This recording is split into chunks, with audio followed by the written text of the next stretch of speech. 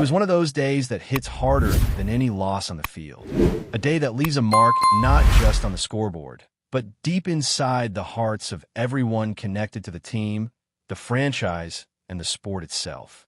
The Steelers community woke up to devastating news: the passing of Dale Lolley, a man who wasn't just a journalist or a colleague, but a rock in the world of Pittsburgh sports. Dale lost his long battle with cancer at the painfully young age of 56. And for so many, family, friends, coworkers, readers, and fans, the loss feels personal. If you knew Dale, you knew how committed he was to the grind, to the details, and to the game itself. He wasn't about drama or distractions. He didn't seek attention or credit. He cared about doing the job the right way. And if you're hearing this now and thinking we're spending too long talking about anything other than football, well, that's exactly how Dale would have felt too. That was the essence of the man. Show up, do the work, and let the results speak for themselves. Dale was football. Dale was journalism. And Dale was someone who understood that the work itself was a privilege. But let's not act like he was just a name on a byline. Behind the sharp insights and reliable reporting was someone who made real connections, who left a mark not just professionally, but personally. His wife, Amy, his 3 kids, his family. They've lost someone irreplaceable.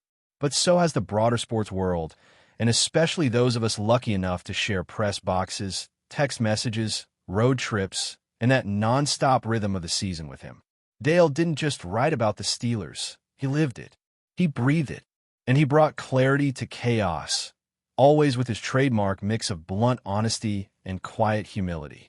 Back when DK Pittsburgh Sports was just a fledgling outlet trying to punch above its weight, Dale brought something we didn't even know we needed: structure, maturity, that adult-in-the-room presence that doesn't show up loud, but always shows up. It was the mid-2010s. The Penguins were stacking up Stanley Cups. The site was buzzing with energy, content, and yes, some naive dreams of endless success. We had ideas. Dale had experience. While the rest of us were thinking like creatives and reporters, Dale thought like a pro. He understood deadlines, editorial discipline, and the responsibility we owed our audience. He held the line when things got messy. He brought balance when things got emotional. And he never, not once, lost sight of why we were there: to cover the game and to serve the fans. What made Dale different wasn't just how much he worked, it was how he worked. Every practice, every presser, every OTA and training camp session, he was there. If he wasn't scheduled to be there, he showed up anyway. I was the one making the schedules, and eventually I stopped even pretending to give him a day off. Dale, you're off today. I don't take days off during football season. That was him. Not a flex, not a brag, just a fact. He carried a quiet intensity, a sense of duty, and a respect for the sport that came through in every article, every take, every appearance. Even as his health declined, Dale never let go of the work. Over the final stretch, when the illness made travel impossible and fatigue crept in, he was still analyzing plays, still writing.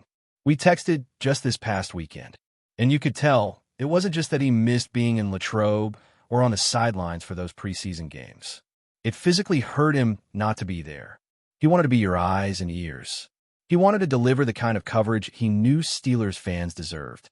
And from his bed, with all the energy he had left, he was still filing pieces for Steelers.com, still breaking down what he saw, still offering insights that felt miles ahead of the noise in the echo chamber.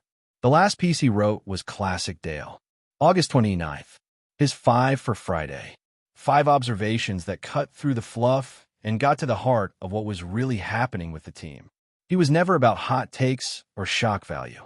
He picked his words carefully. He made them count. He respected the reader. And if you go back and read that article, you'll see just how much he was still bringing to the table.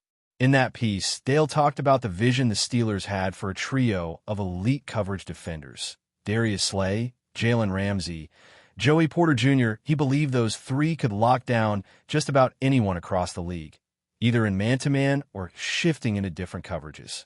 He didn't say it to hype them up. He said it because that's what he saw on tape. And yes, he added context. He warned that Porter wasn't fully there yet, that injuries could be a factor, and they have been. He acknowledged scheme limitations, and those, frankly, have been glaring. But Dale always brought that balance, optimism with realism. He also singled out you black, and this wasn't just a, wow, he's a big guy kind of praise. Dale saw something in the way Black approached the game. Poise, control. He said, the game isn't too big for him. That's a big statement from someone like Dale, because he didn't give out compliments unless they were earned. Another theme that showed up, one he talked about with me often, was Calvin Austin. Dale believed in him. He saw more than just a slot receiver. He saw a fearless, pound-for-pound monster who could absorb hits and pop right back up. In that final piece, he even said Austin might be the toughest guy on a roster, if not in the entire league. That kind of praise wasn't just about ability. It was about heart, grit, and Dale recognized that in people because he had it in himself. He wrapped up that final column by talking about Derek Harmon's recovery, a moment that could have been a season ender turned into a spark of hope. Dale acknowledged how important it was to have him back in practice and how uplifting and necessary it might be come week 3. But the very last line, the way he closed the piece, just says everything you need to know about the man. Let's kick this season off. No drama, no goodbye, just straight ahead, eyes on the game, always leaning toward the bright side. That's who he was. That's why so many are struggling with this loss. Because in every article, every podcast, every post-game show, Dale brought something real, something grounded. He could keep his cool when the rest of us were ready to throw chairs after a tough loss. He'd wait, let the emotion pass, and then bring it back to football, back to logic, back to what actually happened on the field. That was Dale, the steady hand, the adult in the room. And you're seeing now how deeply that presence will be missed. Fans are reaching out. Colleagues, too. Not because it's the polite thing to do, but because the impact he had was genuine. The love he put into his work was obvious. The professionalism, the wit, the care, it all came through. And maybe most important, Dale was one of the rare sports writers who made you feel like you knew him, even if you never met him. That's a gift. His loss is hitting hard across the entire Pittsburgh sports scene, but especially for those of us who saw him in action, who leaned on his guidance, who shared press box meals and road trip banter and long nights turning thoughts into words. We've lost more than a coworker or a contributor. We've lost a friend, a mentor, a giant in our world. The messages that started pouring in after the news broke said everything, not in grand gestures or overly poetic tributes, but in honest, heartfelt words that echoed just how deeply Dale Lally touched the lives of those around him. Kevin wrote about Dale's presence at DK Pittsburgh Sports, how he brought not only professionalism, but also a kind of calm leadership that shaped everything he touched. Whether it was his writing, his podcasts, or his day-to-day presence in the newsroom, Dale elevated the work. He had a sharp mind, a sharp wit, and he never wasted a second on fluff. That podcast with Matt Williamson, those weren't just shows, they were masterclasses in how to talk football without ever talking down to the audience. Dale had that tone, that rare ability to respect the game, respect the fans, and still have fun doing it. Then there was Dave, who nailed something that every true writer knows to be the goal. He said Dale was one of those rare voices who made you feel like you actually knew him just by reading his work. That's not something you can fake. That comes from honesty, from putting a piece of yourself into every column. And it's what Dale did, not just for effect, but because it was the only way he knew how to write. You could read one of his pieces and hear his voice, picture the furrowed brow as he broke down a coverage scheme or analyzed a pass rush. It was like having a conversation with someone who actually saw the game the way you wished you could. And it wasn't just readers who felt that way, fellow journalists. And let's be real, this is a competitive business where not everyone gets along. We're united in their respect for Dale. Sean pointed out something that hit hard. Dale had an impact, a real one, not just in print, but in the energy he brought to every platform. The post-game shows, the radio hits, the podcasts, he never phoned it in. He had a gift for this medium, a way of saying the thing everyone else was dancing around, but doing it without being cruel or cynical. After a win or a loss, fans needed someone to steady the emotional swing, and Dale was that steady hand. I used to be the one fired up after games, ready to blow things up after a tough loss or crown a new MVP after a big win. Dale would let me vent, let me play the passionate role, and then he'd step in with that calm. Let's be real here. That was Dale. Never dismissive, but always grounded. Eric shared a memory that will stick with me. After a game, we'd be getting back to the car, getting ready to make the long drive to wherever the next story was waiting, and Dale, already tired, already thinking about what he was going to write, would open up the comment section on our site. Not just to skim. He dove in. He wanted to see what readers were thinking. Not out of vanity. Out of responsibility. He believed if you're going to speak to people, you should also be willing to hear them. And yeah, some of those comments would get under his skin. Some posters could be harsh or off base. But he read them anyway. He cared. Deeply. And that's the point. You don't do that unless you care. Mark Oliver's words brought us all the way back to the beginning. He knew Dale from his earliest days in journalism, back in Oil City. And even then, he saw the work ethic, the focus, the discipline that would become Dale's signature. He wasn't someone who just discovered a groove later in life. He built that foundation from day one. Dale wasn't flashy. He didn't chase likes or retweets or some viral moment. He built trust, day after day, with consistency and care. And that's why his loss feels so heavy now. Because trust like that doesn't come around often. And when it's gone, you feel the absence everywhere. Even in his final months, Dale never stopped being that guy. From his bed, he was still trying to do the work. Still writing. Still thinking about matchups, schemes, snap counts, and roster construction. He didn't get to be on the field at Latrobe. He didn't get to be in the locker room post-game. And that, more than anything, broke his heart. Because covering the Steelers wasn't just a job. It was the thing that connected his knowledge, his love of the game, and his sense of duty to the fans. And that's why his final article, that last 5 for Friday, felt so important. Not because it was a goodbye, but because it was Dale being Dale one more time. Analyzing, evaluating, warning, and encouraging, all in the same breath. He wanted to see the team thrive, wanted to see the fan base informed, and wanted to do it the right way. And maybe that's what hurts the most. Because there are people who do this work for the perks, or the platform, or the access. Dale did it because he believed in it.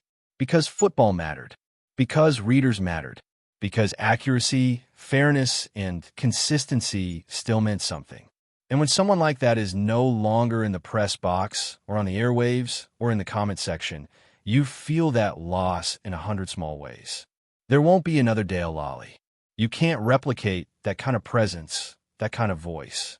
But what we can do, what we should do, is carry some of that spirit forward. Keep asking the right questions.